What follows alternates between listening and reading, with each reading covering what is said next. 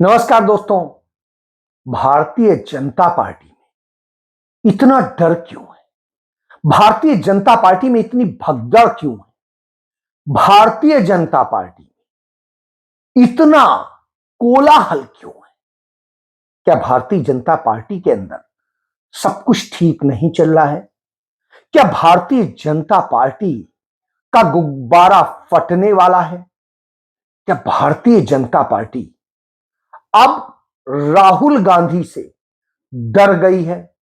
इतना डर गई है कि वो वही करने लगी है जो राहुल गांधी कहते हैं। और भारतीय जनता पार्टी को समझ नहीं आ रहा क्या करें, तो वो उल जलूल उसके नेता प्रधानमंत्री बयान देने लगे। मैं आज ये बात इसलिए कह रहा हूं कि भारतीय जनता पार्टी के 1 दर्जन के करीब नेताओं ने अपने पार्टी अध्यक्ष से कह दिया है, जो सांसद हैं उन्होंने कह दिया है, मुझे जिम्मेदारी से मुक्त कर दीजिए, हम चुनाव नहीं लड़ना चाहते हैं। उदाहरण के लिए बता देता हूं, चंडीगढ़ की सांसद किरण खेर घबराई हुई। उन्होंने रोज फेस्टिवल में कहा कि मेरा आखिरी भाषण है, और उसके बाद में वो भारतीय जनता पार्टी के अध्यक्ष से मिली।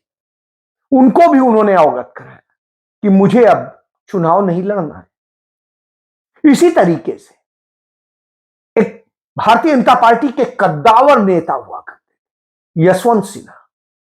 यशवंत सिन्हा के मामले में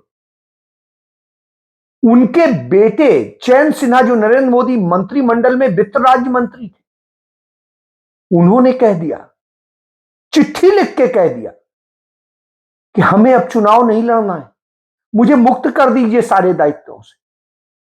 और इसके बाद में भारतीय जनता पार्टी दिल्ली में बड़े जोर शोर से लेके आई थी गौतम गंभीर को, जो क्रिकेटर है, उन्होंने भी चिट्ठी लिख दी। उन्होंने भी कह दिया, मुझे मुक्त करिए भाजपा से, मैं बहुत हो गया, अब मैं नहीं कर पाऊंगा। अब आप समझ सकते हैं कि ये मैंने आपको जो उदाहरण दिए, ऐसे मेरे नॉलेज में 1 दर्जन से अधिक नेता हैं। इसके अलावा भी बहुत सारे लोग, मुझे रोजाना कोई ना कोई मिलते हैं और बात होती है, तो भारतीय जनता पार्टी की दशा दिशा को लेकर परेशान है। वो कहते हैं कि जो हालात हैं हम क्या करेंगे। पंजाब के तमाम भाजपा के नेताओं से बात हुई, वो डरे हुए हैं, चुनाव लड़ने से बचना चाहते हैं। वो चाहते हैं मेरे अलावा किसी और को लड़ा दिया जाए। इस तरह की दशा है। ऐसे ही हरियाणा के कुछ नेता हैं जो चुनाव लड़ने से बचना चाहते हैं और उसके लिए वो कोशिशें कर रहे हैं। इसी तरीके से मैंने उत्तराखंड में 2 नेताओं को देखा, उनकी हालत बिगड़ी हुई है। वो कह रहे हैं कि कोई फायदा नहीं है। इस तरह की हालत है। राजस्थान में कुछ नेता हैं, उनमें से कुछ ऐसे भी हैं जो मंत्री रहे, और वो भी आज डर रहे हैं, जबकि अभी अभी राजस्थान में भारतीय जनता पार्टी जीती है, सरकार बनाई। इसी तरीके से मध्य प्रदेश हो, छत्तीसगढ़ हो, या झारखंड हो, बिहार हो, ऐसे तमाम जगह पे नेता मिल जा रहे हैं। उत्तर प्रदेश में भी है। उत्तर प्रदेश में 3-4 नेता ऐसे हैं जो चाहते हैं कि नहीं, अब हमें नहीं, किसी और को दे दें टिकट। इस तरह की दशा में है। और जब इस तरह की दशा में हो तो आप सोचिए यह हालत क्यों है। क्योंकि भारतीय जनता पार्टी ने किया क्या है, लोग ये पूछ रहे हैं। क्या भर्तियों में घोटाले किए हैं? क्या पर्चे लीक करवाए हैं? क्या भविष्य बर्बाद कराया है? क्या किया है? राहुल गांधी ने, आप याद करिए, जब चंदौली से भारत जोड़ो न्याय यात्रा उत्तर प्रदेश में प्रवेश की थी, वहीं से लेकर राहुल गांधी ने युवाओं के मुद्दे को उठाया था, उन्होंने पेपर लीक के मुद्दे को उठाया था, उन्होंने भर्ती घोटाले को उठाया था, उन्होंने बेरोजगारी के मुद्दे को उठाया था, उन्होंने लड़कियों पर होते अत्याचार के मुद्दे को उठाया था। आज हालत यह है कि बार बार ना ना करते प्यार तुम्ही से कर बैठे वाली स्टाइल में राहुल गांधी ने जब कहा तो बोले नहीं नहीं, कोई घोटाला नहीं हुआ है, कोई पेपर लीक नहीं हुआ है। और अंत में आज योगी आदित्यनाथ ने पहले पुलिस भर्ती परीक्षा के पेपर को लीक माना और उसकी परीक्षा दोबारा कराने की बात कही। कुछ बच्चों ने आत्महत्या कर ली और इसके बाद में अब उन्होंने डर के कारण आरओ एआरओ परीक्षा में भी कहा कि हां दोबारा कराएंगे। अभी एक आध और परीक्षाओं में इसी तरीके से चल रहा है। और जो तमाम बेरोजगार जो मिले थे राहुल गांधी से, उन्होंने जो कहा था, राहुल गांधी ने उनसे कहा था इन्हें कराना पड़ेगा, हम आपके साथ हैं, हम आवाज बनेंगे, और राहुल गांधी आवाज बने। नतीजा यह हुआ कि सरकार डर गई। इसी तरीके से तमाम जगह जब ये कहते हैं, प्रधानमंत्री नरेंद्र मोदी संसद के भीतर कहते हैं कि हम 370 जीतेंगे, इनके नेता कहते हैं 400 पार, तमाम तरह कहते हैं, मैं कहता हूं 500 पार। अरे भाई, कहना है तो कुछ भी कह लीजिए, लेकिन जीत कहां रहे हैं, यही सवाल है। हालत ये हो गई है भारतीय जनता पार्टी की, जो उसके 303 सांसद जीते थे, उन 303 सांसदों में सिर्फ 134 भाजपा के, शेष 169 कांग्रेस और उसके सहयोगी दलों के थे, यानी इंडिया गठबंधन के। तो इससे आप समझ सकते हैं कि आज भाजपा कांग्रेस में हो गई है। हालात ये हो गए हैं कि भाजपा में अपने लीडर ही नहीं बचे हैं लड़ाने के लिए, और बैकडोर एंट्री जो दी जाती है वो कांग्रेस पार्टी के उन नेताओं को दी जाती है जिन्हें भारतीय जनता पार्टी खुद दागी नेता कहती, किसी को दलाल कहती थी, किसी को कुछ कहती थी, उन्हें आप देख लीजिए, उदाहरण मौजूद है। चाहे महाराष्ट्र के उदाहरण देख लीजिए, चाहे किसी और राज्य के उदाहरण देख लीजिए, बिहार में देख लीजिए, कहीं देख लीजिए, झारखंड में देख लीजिए। झारखंड में उस मुख्यमंत्री जिसको कहते थे सबसे बड़ा भ्रष्ट है, उसी मधु कोड़ा की बीवी को, जो सांसद थी कांग्रेस से, उसे बना देते हैं, उसे भाजपा में शामिल करा लेते हैं। इसी तरीके से और भी तमाम सारी जगह लगातार तोड़फोड़ चल रही है, चाहे हिमाचल हो, चाहे जिस भी राज्य में हो, कहीं सपा में तोड़े जा रहे हैं, कहीं आरजेडी में तोड़े जा रहे हैं, कहीं कांग्रेस से तोड़े जा रहे हैं, तो कहीं टीएमसी से तोड़े जा रहे हैं, तो कहीं आम आदमी पार्टी से तोड़े जा रहे हैं, तो कहीं किसी जगह जहां पर भी है, हार का इतना डर समाया है कि अपने नेताओं पे भरोसा नहीं रह गया कि वो जिता देंगे, वो करा देंगे। क्यों?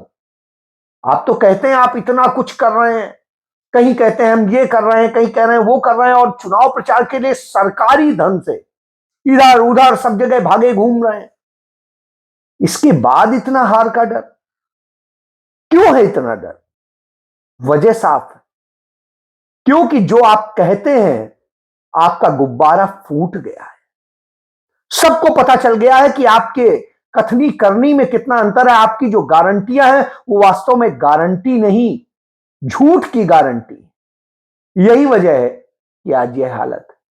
इसके बाद राहुल गांधी कैम्ब्रिज यूनिवर्सिटी में अपना, जहां के विजिटिंग प्रोफेसर हैं, वो वहां से अपने लेक्चर के बाद में वापस आ गए हैं, और आने के बाद में उन्होंने 1 मिनट आराम नहीं किया, वो सीधे पहुंच गए और उन्होंने राजस्थान से अपनी यात्रा मध्य प्रदेश में प्रवेश करा दी। और उसके बाद में पूरे जोशो खरोश से यहां भाजपा चिंतित है, परेशान है, उनके नेता परेशान है, क्या होगा, कैसे होगा, क्या किया जाएगा, यहां तोड़ो, वहां फोड़ो, यहां से लियो, वहां से लियो।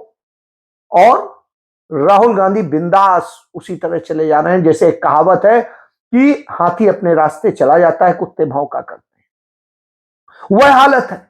उधर नरेंद्र मोदी इधर उधर बिल्लाए घूम रहे हैं, उनके दूसरे नेता दिन रात मंथन चल रहा है कि टिकट किसको देनी है, क्या देनी है, कैसे देनी है। टिकट का भी पहली लिस्ट फाइनल हो चुकी है। पहली लिस्ट में तमाम सारे उन्हीं लोगों पे जोर लगाया गया है। और इनमें सबसे बड़ी बात यह है कि जहां कहीं भी देखिए आप आयातित नेताओं के भरोसे, मतलब भारतीय जनता पार्टी को अपने काडर पे भरोसा नहीं रह गया, आरएसएस को। ये हाल हो गए, मौका परस्त, भ्रष्ट, जिन्हें सब कुछ कहते थे, उन पे आज भरोसा है। और दूसरी तरफ ये वही भारतीय जनता पार्टी है जो नरेंद्र मोदी के प्रधानमंत्री बनने के बाद में 4 साल में इस पोजीशन में पहुंच गई थी कि इस देश के 21 राज्यों में सरकार बना ली थी। आज क्या हालत है? आज 15 राज्यों में रह गई। और केंद्र में उनकी हालत डामाडोल है। चारों तरफ से खतरा मंडरा रहा है और जिस तरीके से इंडिया गठबंधन लड़ने को अब तैयार है, उससे इन्हें डर लग रहा है। इन्हें डर लग रहा है कि कल के दिन कहां पर लेकर के जाएंगे। ये जो कहते हैं, क्योंकि आरएसएस ने भी सोच लिया है, यदि भारतीय जनता पार्टी सही फिगर नहीं ला पाई तो नरेंद्र मोदी को हटाया जाएगा। और इसलिए वो आज इतना डरे हुए, इतना डर गए हैं कि अपने पूंजीपति मित्रों के लिए सब कुछ करने को तैयार है। आप देखिए, अंबानी के बेटे की शादी हो रही है, उसके लिए 10 दिन के लिए जामनगर के जो सेना का एयरपोर्ट है उसे इंटरनेशनल एयरपोर्ट घोषित करके वहां पर उनके लिए सुविधाएं दी गई। हिंदुस्तान के इतिहास में पहली बार ऐसा हो रहा। वो रिहाना, जिस रिहाना के ने किसानों के पक्ष में एक ट्वीट किया था, उसको रिट्वीट करने के कारण एक युवक को के खिलाफ देशद्रोह का मुकदमा दर्ज कर दिया गया था। आज उसी रिहाना को 75 करोड़ रुपया दे करके अंबानी बुलाते हैं, अपने यहां नचाते हैं और भारतीय जनता पार्टी के तमाम नेता वहां पर उसे देखने जाते हैं, तालियां बजाते हैं। प्रधानमंत्री खुद, जो राहुल गांधी कहते हैं कि अदानी अंबानी के नौकर हैं, तो आज दिखाई दे रहा है कि उनकी सेवा में बिल्कुल तत्पर है, पूरी सरकार तत्पर है। जिस तरीके से तमाम मिनिस्ट्रियों ने 1 मिनट के अंदर सब फाइलें खट खट खट खट खट करके उनको परमिशन दी, तमाम सुविधाएं दी, भारत सरकार का पैसा खर्च किया, भारत सरकार का नहीं है, हमारे आपका है, और उनको सुविधाएं दी, वो बताता है। ये क्यों? क्योंकि उनसे पैसा लेना है, चुनाव लड़ना है और बहुत कुछ करना है। ये नरेंद्र मोदी का डर दिखाता है। ईडी सीबीआई का जिस तरह से इस्तेमाल हो रहा है, एनआईए का इस्तेमाल हो रहा है, वो इनका डर दिखाता है। वो डर दिखाता है कि किस तरीके से आज इनके नेताओं के अंदर विश्वास नहीं रह गया है। वो मुंह से तो बोलते हैं 400 पार, अंदर सोचते हैं कि 200 भी आएंगे। कहां से आएंगी 200 सीटें? हर जगह तो हम घट रहे हैं, बढ़ कहां रहे हैं। समस्या यहां है, यही डर है। इसीलिए तमाम दलों में तोड़फोड़, तमाम नेताओं को इधर उधर सब कुछ में लगे, और इसीलिए आज नीतीश कुमार से भरोसा लेते हैं, मंच से कहलवाते हैं। नीतीश कुमार कहते हैं अब मैं कहीं इधर उधर नहीं जाऊंगा। और हम लोगों के यहां भी बहुत सारा काम जो चल रहा है वो काम ये तेजी से कराएंगे। और आज तो मैं अभिनंदन करता हूं कि आप फिर पधारे हैं यहां, तो आज हम लोगों को बड़ी खुशी की बात है। आप पहले आए थे, इधर हम गायब हो गए थे, तभी हम फिर आपके साथ हैं। हम आपको आश्वस्त करते हैं कि आप इधर उधर होने वाले नहीं हैं, हम रहेंगे आप ही के साथ। इसलिए जरा तेजी से यहां वाला काम सब हो जाए। अब आप सब तो जानते ही हैं कि हम लोगों को तो एक ही साथ ना है भाई, 5 से। तो अब वो इधर उधर कहीं नहीं जाएंगे, ये भरोसा उनसे लेने की जरूरत पड़ गई मंच पे। तो आप समझिए, ये वही नीतीश कुमार हैं जो 2015 में यही कहते थे कि अब मैं भाजपा में नहीं जाऊंगा। फिर 2022 में आए तो भी यही बोला था, और उसके बाद में तब अमित शाह ने क्या कहा था कि उनके लिए दरवाजे हमेशा के लिए बंद हो गए। और आज सारे दरवाजे खुल गए, कहीं के भी दागी हो, कहीं के भी कैसे भी लोग हो, आ जाइए बस हमारे साथ। तो यह स्थिति है। इससे मोदी भाजपा का डर साफ दिखाई दे रहा है, उनके नेताओं का डर दिखाई दे रहा है। अब आप भी समझ लीजिए। जय